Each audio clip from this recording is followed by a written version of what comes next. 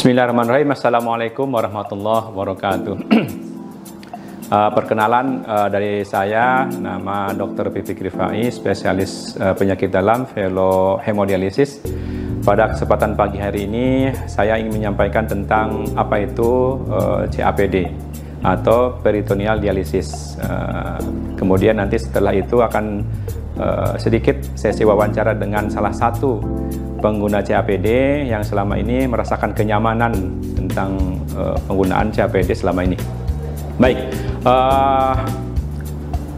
Bapak-Bapak Ibu sekalian, kalau pasien sudah didiagnosis atau dinyatakan oleh dokter untuk melaksanakan cuci darah, artinya pasien tersebut sudah mengalami gagal ginjal stadium 5. Nah, sebenarnya gagal ginjal stadium 5 ini terapi yang utama adalah transplantasi ginjal.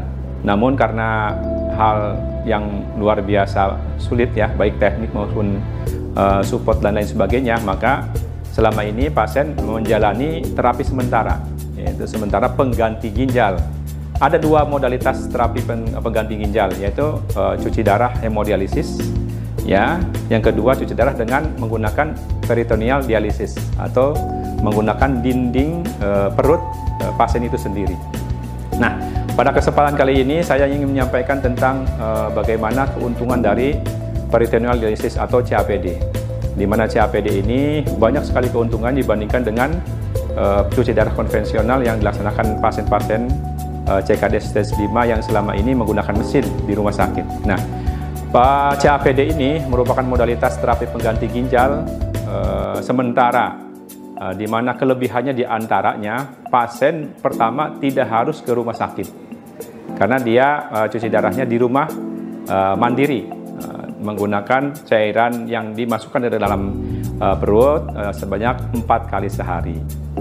Kemudian CAPD ini juga lebih cocok pada anak-anak muda yang lebih aktif ya, kemudian bisa sosialisasi ke masyarakat, kemudian aktivitasnya tidak terganggu.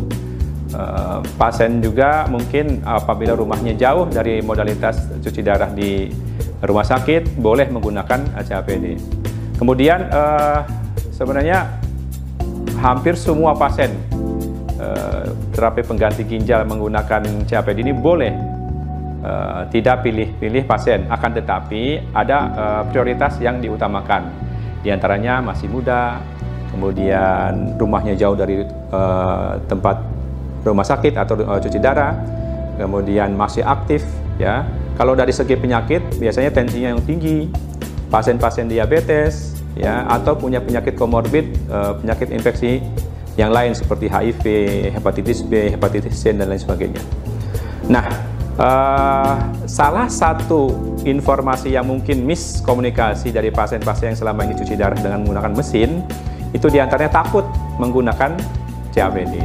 Nah, pada kesempatan kali ini saya ingin mewawancari salah satu pasien saya yang telah menjalani cuci darah dengan CAPD selama 7 bulan. Telah hadir di studio kita yaitu Bu Afidatur ya. Bu Afidatur, mungkin kami ingin menanyakan tentang bagaimana suka dukanya atau kelebihan dan kekurangannya menggunakan CAPD ini. Dimana yang saya tahu Bu Afidatur sudah 10 bulan ya divonis menderita CKD stage 5. 3 bulan cuci darah dan kemudian kita berikan alternatif untuk menggunakan CAPD. Nah, mangga silakan Bu Afidatur, bagaimana suka dukanya menggunakan CAPD atau kelebihan-kelebihan yang selama ini dirasakan oleh Bu Afidatur setelah menggunakan CAPD. Ya. Iya dok, terima kasih dok ya. Jadi yang saya rasakan setelah saya menggunakan CAPD selama 7 bulan nih, kelebihan yang saya rasakan itu yang pertama saya bisa melakukan CAPD ini di mana saja gitu, termasuk di rumah atau mungkin saya pas waktu bepergian gitu. Nah, selama saya cuci darah di RSUD Leweng ini, kan rumah saya cukup jauh juga ya dari RSUD Leweng ini. Saya harus datang seminggu 2 kali untuk cuci darah. Nah, setelah saya menggunakan CAPD, saya hanya cukup datang ke waktu kontrol saja. Saya bisa melakukan CAPD itu secara mandiri di rumah gitu ya. Terus yang kedua yang saya rasakan adalah badan saya rasanya lebih fit gitu, lebih stabil gitu. Selama saya cuci darah tuh banyak keluhan gitu. Saya pusing, tensi saya tinggi, terus saya mual, muntah saat cuci darah juga kadang menggigil seperti itu. Nah, setelah saya menggunakan CAPD, keluhan-keluhan itu jadi sangat jauh berkurang gitu. Jadi di badan saya juga rasanya lebih ringan, lebih enteng dan lebih fit seperti itu. Baik. Bu Afidatur, yang ditakutkan dokter maupun pasien ya, diantaranya komplikasi dari penggunaan CAPD ini, yaitu peritonitis atau infeksi dinding perut. Nah, bagaimana tips dan triknya supaya penyakit itu tidak terjadi pada Bu Afidatur ya? Jadi memang harus dijaga ya sesuai arahan dokter juga ya. Jadi kalau CAPD itu memang harus dijaga lukanya itu gitu supaya tidak terinfeksi, dijaga kebersihannya seperti itu.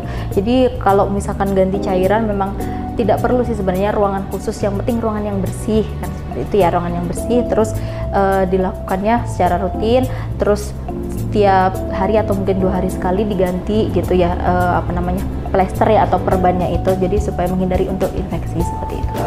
Bu Afidatur selama ini masih bekerja? Iya, saya masih bekerja. Kalau selama bekerja itu penggantian cairannya itu dilakukan di rumah dulu, pulang dulu atau di tempat kantor? Bisa dilakukan di tempat kantor. Oh iya. Iya, jadi memang ya? Iya, fleksibel sekali, jadi bisa dilakukan di mana saja, yang penting kan bersih gitu. Kemudian ada pertanyaan dari pasien juga, calon pasien ya. Jadi apakah suplai cairan untuk CAPD ini selama ini mengalami hambatan atau kesulitan untuk mendapatkannya, gimana Bu? Oh ya, untuk suplai cairannya sih selama ini yang saya rasakan tidak ada hambatan sama sekali ya dok ya, jadi lancar pengirimannya. Jadi misalkan kita hari ini, misalkan saya kontrol nih kan ke dokter, terus nanti 2 sampai 3 hari kemudian cairannya diantar ke rumah gitu. Iya betul, jadi langsung sampai, saya tinggal duduk manis saja di rumah gitu nunggu cairannya, jadi nggak perlu ribut nyari transportnya gitu ya untuk ngambil cairan gitu sih dok. Baik, itulah tadi pengakuan dari Bu Afidatur yang telah menjalani CAPD selama 7 bulan ini.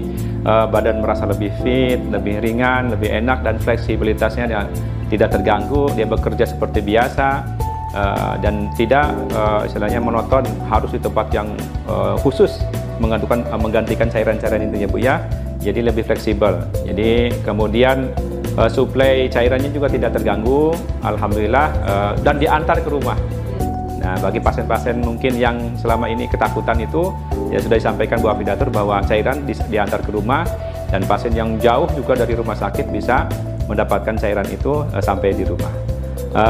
Itu mungkin Bu Afidatur, terima kasih atas testimoninya tentang penggunaan CAPD selama ini, selama 7 bulan, dan bagus outcome-nya, sehingga mungkin bagi pasien-pasien yang lain, silahkan bagi yang ingin pindah cuci darah dari menggunakan mesin di rumah sakit dengan CAPD ini, silakan kita kolektifkan, kemudian kita nanti siapkan aparatusnya supaya mensupport Bapak Ibu sekalian untuk bisa menjalani CAPD ini dengan baik di rumah masing-masing. Demikian mungkin yang dapat saya sampaikan, mudah-mudahan bermanfaat, dan semoga Bapak Ibu dan sekalian yang menjalani hemodialisis rutin selama ini juga tertarik untuk mencoba menggunakan CAPD ini. Terima kasih. Assalamualaikum warahmatullahi wabarakatuh.